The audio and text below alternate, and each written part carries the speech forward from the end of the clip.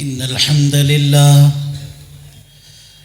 نحمده ونستعينه ونستغفره ونؤمن به ونتوكل عليه ونعوذ بالله من شرور أنفسنا ومن سيئات أعمالنا من يهده الله فلا مضل له ومن يضلله فلا هادي له وأشهد أن لا إله إلا الله وحده لا شريك له وأشهد أن محمدًا عبده ورسوله أما بعد فإن خير الحديث كتاب الله وخير الهدي هدي محمد صلى الله عليه وسلم وشر الأمور محدثاتها وكل محدثة بدعة وكل بدعة ضلالة وكل ضلالة في النار فأعوذ بالله السميع العليم من الشيطان الرجيم بسم الله الرحمن الرحيم وَلَنَبْلُوَنَّكُمْ بِشَيْءٍ مِّنَ الْخَوْفِ وَالْجُوعِ وَنَقْصٍ مِّنَ الْأَمْوَالِ وَالْأَنفُسِ وَالثَّمَرَاتِ وَبَشِّرِ الصَّابِرِينَ وقال الله تبارك وتعالى في موضع آخر بسم الله الرحمن الرحيم إنا أعطيناك الكوثر فصل لربك وانحر إن شانئك هو الأبتر. صدر اجلاس استاذ الاساتذہ شیخ محترم اور قابل قدر علماء کرام، اساتذہ کرام،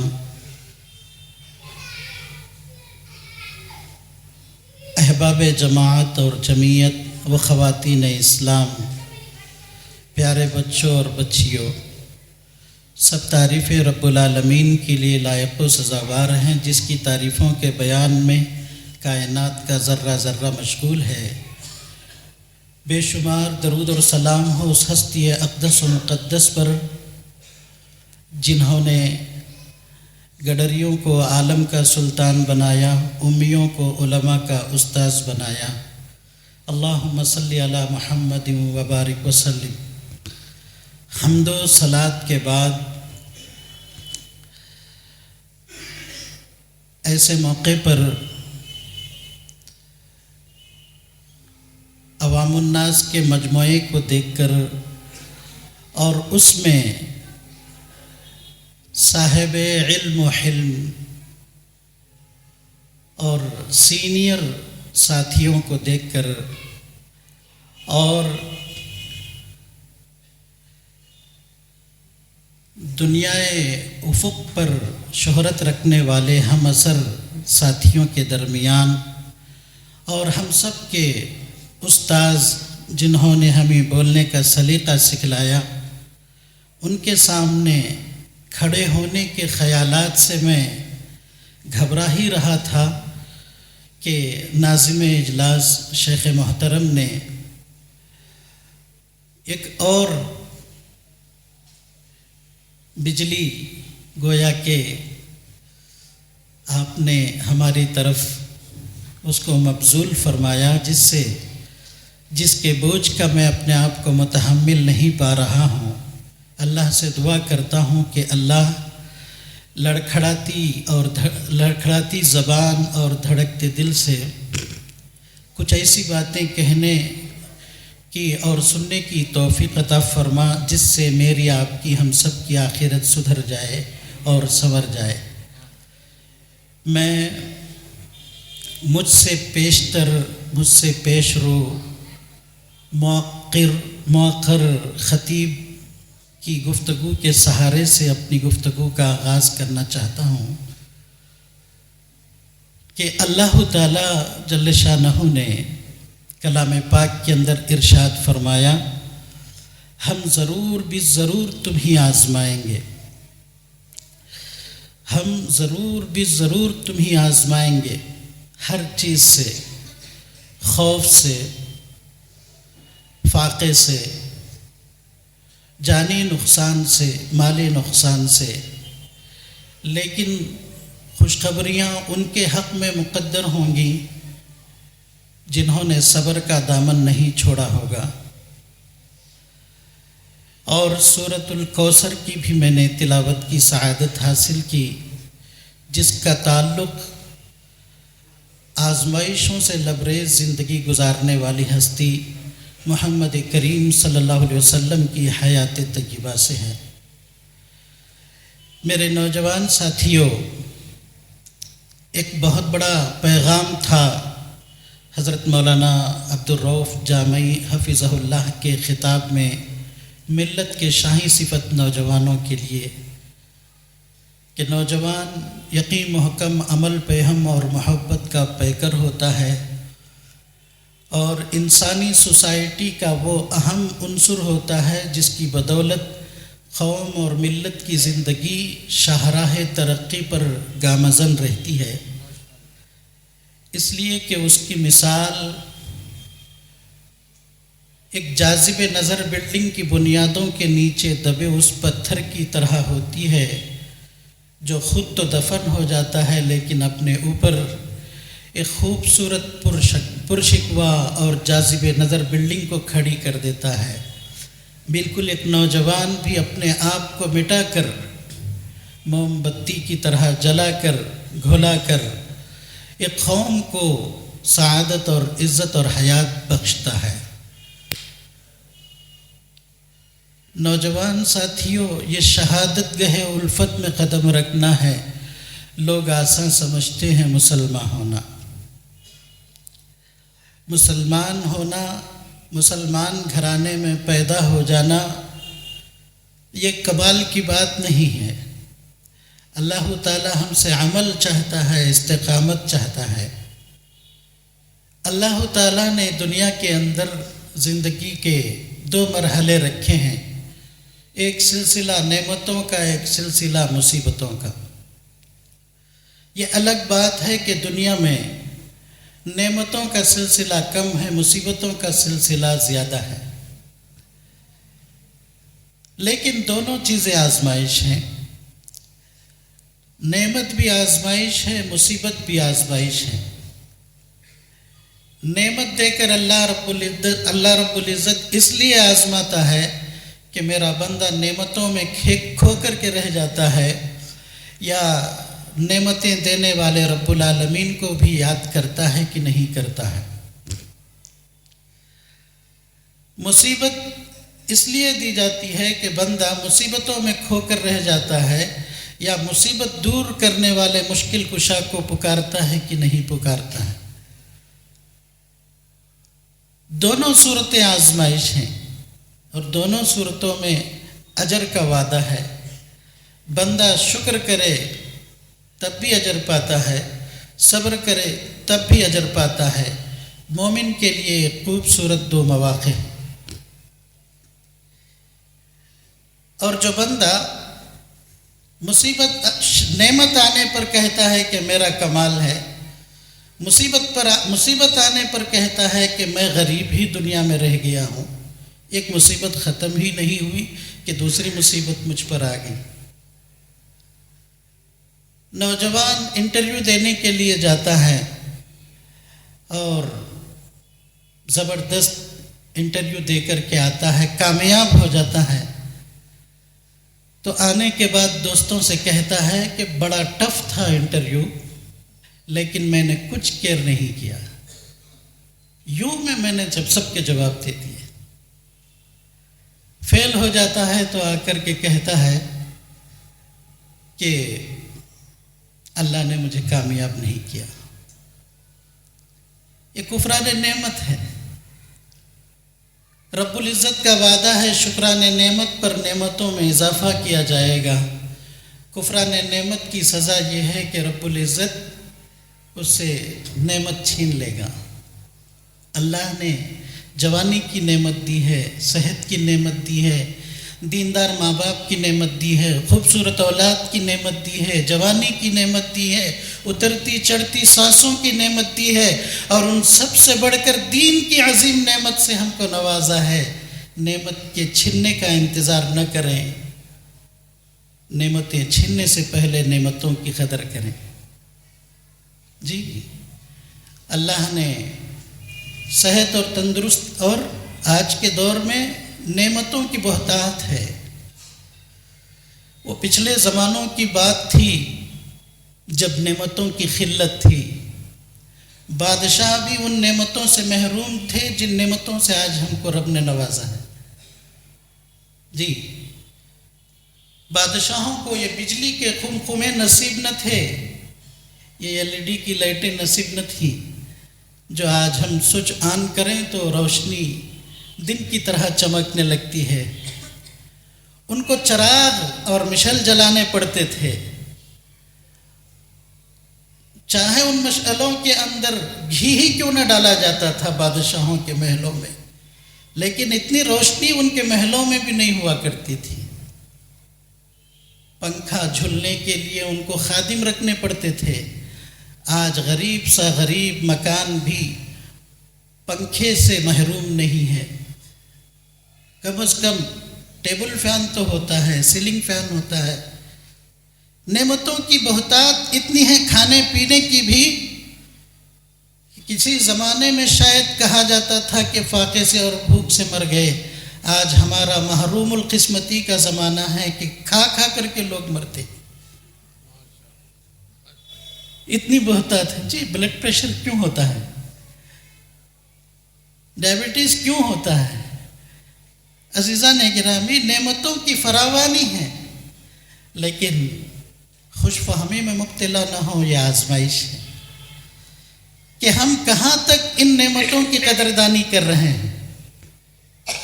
جی جن نعمتوں کی قدردانی ہم دنیا میں کریں گے، ان نعمتوں کو پھر حشر میں لوٹایا جائے گا۔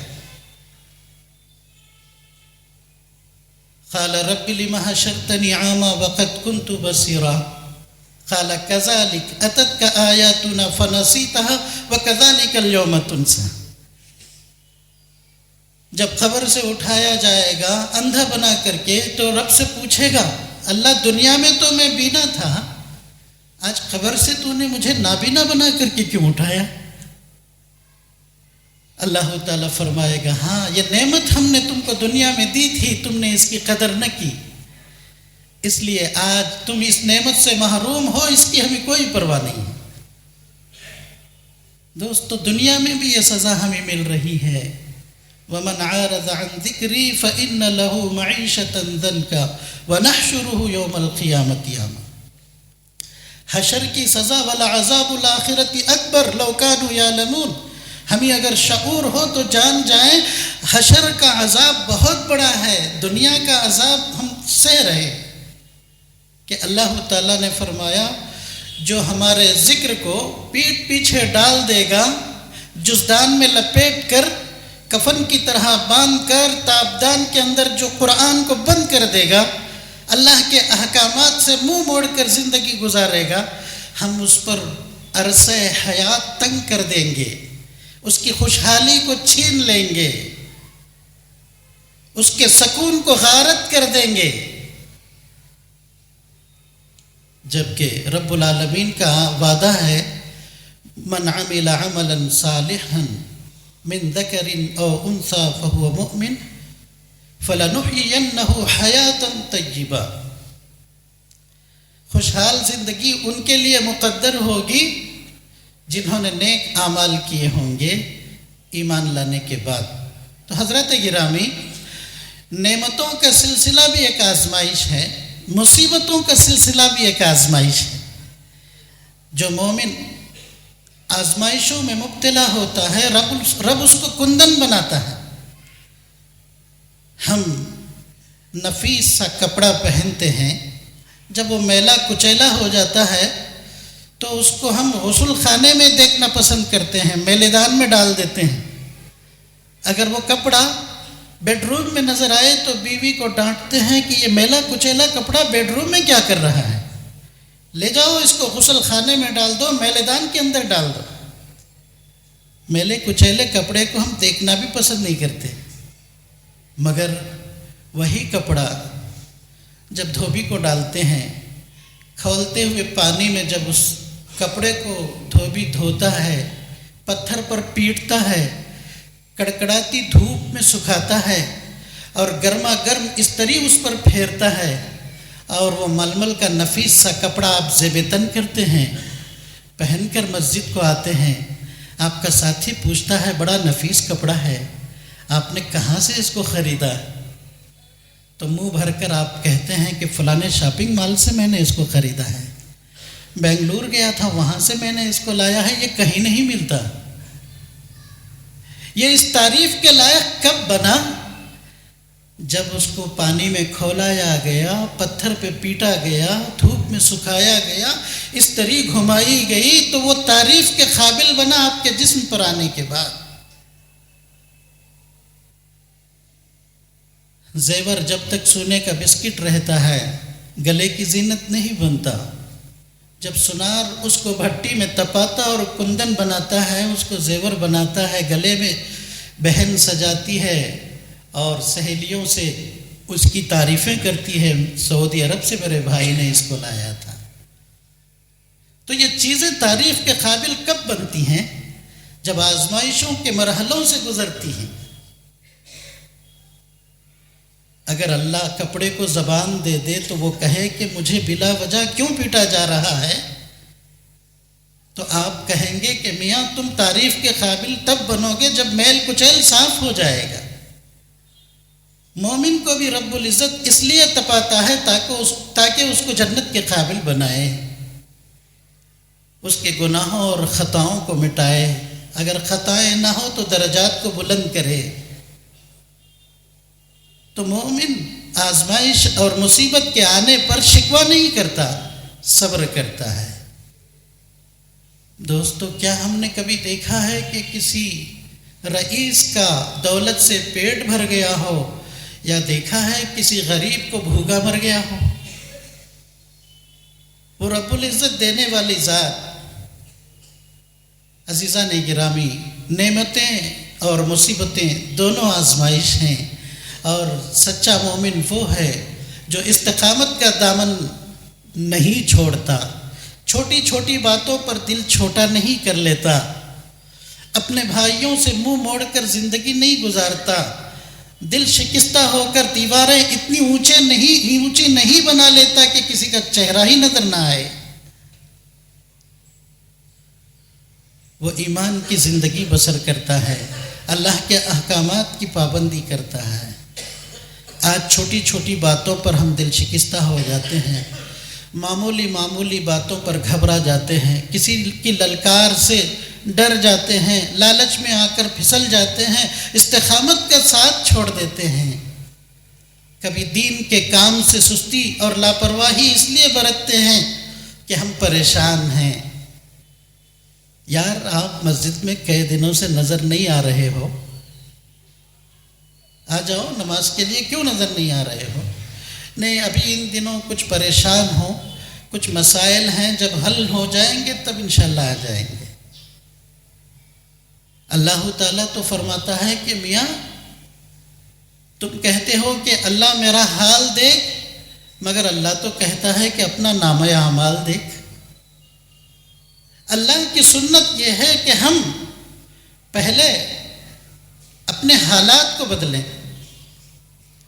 تو اللہ تعالیٰ ہمارے حالات کو بدلے گا، کیفیات کو بدلیں، عادات کو بدلیں، اللہ رب العالمین کو یاد کریں، تب اللہ تعالیٰ کا وعدہ ہے کہ اللہ تعالیٰ ہمارے حالات میں ان اللہ لا یغیر ما بقوم حتی یغیروا ما بانفسہم۔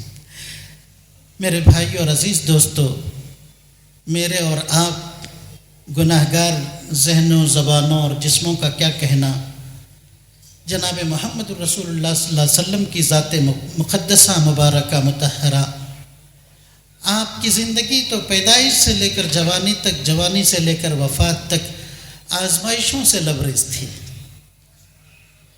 جب آپ پیدا ہوئے تو باپ کا سایہ سر سے اٹھ چکا تھا، جب کچھ بڑے ہوئے تو ماں کی انگلی پکڑ کر مدینہ منورہ جا رہے تھے۔ مکہ اور مدینہ کے درمیان ایک مقام پڑتا ہے، مقام ابوا۔ وہاں پر آپ کی والدہ سخت بیمار ہو گئی، سخت بیمار ہو گئی۔ ایک پہاڑ کے ٹیلے پر بی بی آمینہ لیٹی ہوئی، اور آپ کی والدہ کی خادمہ ام ایمن رضی اللہ تعالیٰ عنہ بھی ساتھ تھیں۔ اللہ کے رسول صلی اللہ علیہ وسلم چھوٹی سی عمر کے ہیں اور ماں بیمار ہے۔ ماں کی نظر اپنے لخت جگر پر پڑی، قریب بلایا، ایک ہاتھ پیٹھ پر رکھا، ایک ہاتھ سر پر رکھا اور اپنے سینے پر لٹایا، نگاہوں کو ام ایمن کی طرف جمایا اور کہا، ام ایمن، اللہ پاک نے میرے محمد کی قسمت ہی کچھ ایسی بنائی ہے کہ پیدا ہونے سے پہلے باپ کا سایہ سر سے اٹھ گیا، اب جب کچھ بڑا ہونے کو ہے تو اب ماں کا بھی چلچلاؤ کا وقت آ چکا ہے۔ 6 سال کی عمر، 6 سال، جزاک اللہ، 6 سال کی چھوٹی سی عمر۔ اللہ اکبر، ایسا تصور میں تو لائیں، کہنا بھی بہت آسان ہے، سننا بھی بہت آسان ہے، لیکن سہنا دوستو بہت مشکل ہے۔ دنیا میں دودھ پینے والے مجنوں بہت ہوتے ہیں، لیکن خون دینے والا کوئی نہیں ہوتا۔ محمد کریم صلی اللہ علیہ وسلم کی چھوٹی سی عمر، اتنی چھوٹی سی عمر میں بیمار ماں کو دیکھا، اور اس ماں پر کیا گزری ہوگی۔ ہر ماں باپ کی یہ خواہش ہوتی ہے نا کہ میرا بچہ جوان ہوگا، اس کی شادی ہوگی، اور اس کے چھوٹے چھوٹے بچے میرے آنگن میں خوشیاں بکھیریں گے، اور ان کی توتلی توتلی باتوں سے ہم اپنا دل بہلائیں گے۔ شاید بی بی آمینہ کا دل بھی کچھ ایسا ہی تڑپ رہا تھا، اور ایسی ہی آرزوئیں انگڑائیاں لے رہی تھی جو کہ پوری نہ ہو سکی۔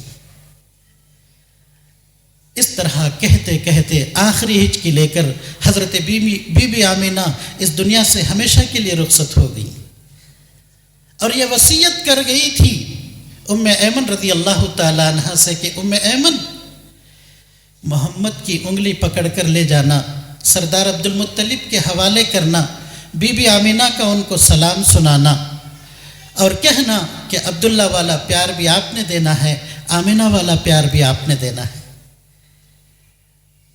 حضرت ام ایمن انگلی پکڑ کر چلتی ہیں، عبد المطلب کے ہاتھ میں تھماتی ہیں۔ عبد المطلب پوچھتے ہیں کہ ام ایمن، جاتے ہوئے تو انگلی بی بی آمینہ نے پکڑی ہوئی تھی، کیا بات ہے، آمینہ دکھائی نہیں دیتی؟ کہا، سردار عبد المطلب، آمینہ نے آپ کی خدمت میں سلام کہا ہے، اور انہوں نے یہ وصیت کی ہے کہ عبداللہ والا پیار بھی آپ نے دینا ہے، آمینہ والا پیار بھی آپ نے دینا ہے۔ وہ وہاں جا چکی ہیں جہاں سے کوئی واپس نہیں آتا۔ سردار عبد المطلب نے محمد کریم صلی اللہ علیہ وسلم کو اپنے ساتھ لیا، اور اس قدر فکر کی کہ اللہ اکبر، جدھر نبی کے قدم اٹھتے ادھر سردار عبد المطلب کی نگاہیں اٹھتی تھیں۔ لوگ پوچھتے، عبد المطلب، اپنے بیٹوں سے زیادہ پوتے کا اتنا خیال کیوں رکھتے ہو؟ تو کہتے، آج عبداللہ زندہ ہوتا تو مجھے یہ کرنا نہ پڑتا، آمینہ زندہ نہ ہوتی تو مجھے اس قدر فکر کی ضرورت نہ تھی۔ آخر کار ایسا مرحلہ بھی پیش آیا کہ 10.5 برس کی عمر غالباً تھی کہ عبد المطلب بھی اس دنیا سے چل بسے۔ 10 برس سردار عبد المطلب۔ دوستو، بتانا یہ چاہتا ہوں کہ نبی کی ان آزمائشوں سے بڑی آزمائشوں کا تو ہم کو سامنا نہیں ہے۔ بی بی آمینہ کے لال سے زیادہ تو ہم کندن نہیں بن گئے ہیں، جو چھوٹی چھوٹی آزمائشوں سے گھبراتے ہیں اور دین کے کاموں کو چھوڑ دیتے ہیں، نمازیں چھوڑ دیتے ہیں، دین کے فرائض کو چھوڑ دیتے ہیں، نیکی کے کام چھوڑ دیتے ہیں، پریشانیوں میں گر کر، اور بہانہ بتاتے ہیں کہ پریشان ہیں، انشاءاللہ جب پریشانیاں چھٹ جائیں گی تب دین سے جڑ جائیں گے۔ محمد کریم صلی اللہ علیہ وسلم نے کس بنگلے میں زندگی بسر کی تھی؟ ارے وہ وقت بھی نبی نے دیکھا، بچھانے کے لیے چٹائیاں نصیب نہ تھی، نانے شبینہ کے محتاج تھے، مگر دین کا کام تو کبھی نہیں چھوڑا۔ ارے صحت تو صحت، خوشحالی تو خوشحالی۔ ایک مرتبہ بخار کی حالت میں قبیلے والوں نے آ کر آواز دی، سیدہ خدیجۃ الکبریٰ رضی اللہ تعالیٰ عنہ نے ہاتھ پکڑ لیا، میرے سرتاج بخار کی حالت ہے، تھوڑا سا آرام کر لو۔ بڑے پیار سے نبی نے حضرت خدیجہ کے ہاتھ کو چھڑایا اور کہا، خدیجہ اللہ کے لیے دوبارہ ایسی حرکت مت کرنا۔ اور پھر اس خدیجہ نے نبی کی وہ ساتھداری دی، وہ معاونت کی کہ اللہ اکبر، جس کی مثال دنیا پیش کرنے سے قاصر ہے۔ حضرت گرامی، میں عرض کر رہا تھا، میں نے ٹائم بھی نہیں پوچھا، بات کو ختم کر رہا ہوں، 5 منٹ میں انشاءاللہ بات کو ختم کرتا ہوں۔ جناب محمد رسول اللہ صلی اللہ علیہ وسلم اس آزمائش کے مرحلے سے ابھی گزرے ہی تھے، 40 برس کی عمر، نبوت ملی، پھر اس کے بعد آپ کی بیٹیوں کی شادیاں ہوئیں، آپ کی بیٹیوں کی شہادت کو آپ نے اپنے آنکھوں سے دیکھا، وفات کو دیکھا۔ جناب محمد رسول اللہ صلی اللہ علیہ وسلم حق اور باطل کی پہلی جنگ بدر سے واپس آئے، مدینہ کے نواح میں وہ معذور لوگ جو جنگ میں شریک نہیں ہو سکے تھے، فتح کی خوشخبری میں آپ کا استقبال کرنے کے لیے آئے تھے، اور نبی کی نگاہیں استقبال کرنے والوں میں اپنے لخت جگر کو ڈھونڈ رہی تھی۔ حضرت رقیہ جو جانے کے وقت میں سخت بیمار تھی، کسی صحابی نے آگے بڑھ کر کہا، اللہ کے حبیب، آپ کی نگاہیں رقیہ کو ڈھونڈ رہی ہیں نا؟ اللہ کے حبیب، ابھی ہم قبرستان سے واپس آ رہے ہیں، اب رقیہ ہمارے درمیان نہیں رہی، وہ ہمیشہ کے لیے ہم سے دنیا سے رخصت ہو چکی ہیں۔ واپس تشریف لائے، نبی کی آنکھوں میں آنسو آ گئے، فرمایا، دلونی علی خبرہا، مجھے میری بیٹی کی خبر بتلاؤ۔ اللہ، میں رقیہ سے راضی، اے اللہ، رقیہ مجھ سے راضی، تو بھی رقیہ سے راضی ہو جا۔ اس آزمائش کے سلسلے کے بعد اللہ کے رسول صلی اللہ علیہ وسلم پر نرینہ اولاد کی ایک اور آزمائش ٹوٹی۔ اللہ تعالیٰ نے آپ کو حضرت ابراہیم عطا کیا تھا۔ حضرت ابراہیم رضی اللہ تعالیٰ عنہ، چھوٹے سے بچے، حضرت ماریہ قبطیہ رضی اللہ تعالیٰ عنہ سے اللہ نے آپ کو حضرت ابراہیم عطا کیا، لیکن ایک دن سخت بیمار ہو گئے۔ آپ کی بیٹی حضرت زینب رضی اللہ تعالیٰ عنہ نے خبر دی، ابا جان جلدی سے تشریف لائیے، بھائی کی طبیعت بہت خراب ہے۔ وہ نبی جو کسی امتی کے پیر میں کانٹا چبھتا تو اس کی کسک اور تکلیف کو اپنے دل میں محسوس کرتے تھے، بھلا بیٹے کی تکلیف کیسے برداشت کر سکتے؟ جلدی سے آئے اور اپنے بچے کو اپنے ہاتھوں میں لیا، آسمان کی طرف نگاہیں اٹھائیں، رضینا بقضاء اللہ، اللہ ہم تیری تقدیر سے راضی ہیں، اے اللہ تو اگر شفا دینا چاہے تو تجھ سے بعید نہیں، اے اللہ تجھ سے شفا کی امید کرتا ہوں، لیکن رب کو کچھ اور ہی منظور تھا۔ بیٹے نے باپ کے ہاتھوں میں، نبی کے ہاتھوں میں آخری ہچکی لی اور دم توڑ دیا۔ پیارے نبی نے کیا کہا؟ پیارے نبی نے کہا، نہ شکوہ تقدیر سے نہ کاتب تقدیر سے، رضینا بقضاء اللہ، اللہ ہم تیری تقدیر سے راضی ہیں، اور تدفین سے فارغ ہو کر کے آ رہے ہیں۔ دشمن تانا دے رہے ہیں، ان شانیک هو الابتر، اللہ جواب نازل فرماتا ہے۔ اللہ کے رسول صلی اللہ علیہ وسلم تشریف لا رہے ہیں اپنے گھر، دشمن تانا دے رہے ہیں، دیکھو جی اب ان کی نرینہ اولاد بھی نہیں رہی، دشمنوں کی باتوں کے چرکے، بیٹے کے جدائی کا غم، گھر تشریف لائے۔ حضرت عائشہ رضی اللہ تعالیٰ عنہ، حضرت حفصہ رضی اللہ تعالیٰ عنہ، ان کے آنکھوں میں آنسو۔ حضرت ماریہ قبطیہ کہتی ہیں، اللہ کے رسول، انگلی موجود ہے، انگلی پکڑ کر چلنے والا دکھائی نہیں دیتا، سینے میں دودھ موجود ہے، دودھ پینے والا دکھائی نہیں دیتا، آنگن موجود ہے، آنگن میں خوشیاں بکھیرنے والا دکھائی نہیں دیتا۔ نبی کی آنکھوں میں آنسو آ گئے۔ ان آنسوؤں کو پہنچنے کے لیے، ان آزمائشوں کے سلسلے میں تسلی دینے کے لیے آسمان سے رب العزت نے آیت نازل فرمائی، انا اعطیناک الکوثر فصل لربک وانحر ان شانیک هو الابتر۔ آپ کو ہم خیر کثیر عطا کریں گے، آپ کا ذکر بلند و بالا ہوگا، زمین کی گہرائیوں سے آسمان کی بلندیوں پر آپ کا تذکرہ ہم پہنچائیں گے۔ ان شانیک هو لہٰذا اس کے شکریہ میں آپ نماز پڑھیے. آپ کا دشمن جو آپ کو طعنہ دے رہا ہے کہ آپ نسل بریدہ ہیں، اسی کا نام و نشان ہم مٹانے والے ہیں. رب العزت استقامت کرنے والے مومنوں کو تسلیاں دیتا ہے. استقامت والے مومن جب دنیا چھوڑتے ہیں تتنزل علیہم الملائکۃ الا تخافوا ولا تحزنوا وابشروا بالجنۃ التی کنتم توعدون. آسمان سے فرشتے آ کر کے کہتے ہیں استقامت والے مومنوں، دنیا چھوڑتے ہوئے فکر نہ کرو، تم وہاں جا رہے ہو، اس کے گھر جا رہے ہو جس کی میزبانی کے خزانے کبھی ختم نہیں ہوتے. رب العزت سے دعا ہے رب العزت ہمیں اس آزمائشوں کی زندگیوں میں استقامت اختیار کرنے کی نیک توفیق عطا فرمائے، ثابت قدمی عطا فرمائے. آمین یا رب العالمین. وآخر دعوانا الحمدللہ رب العالمین. السلام علیکم ورحمۃ اللہ وبرکاتہ.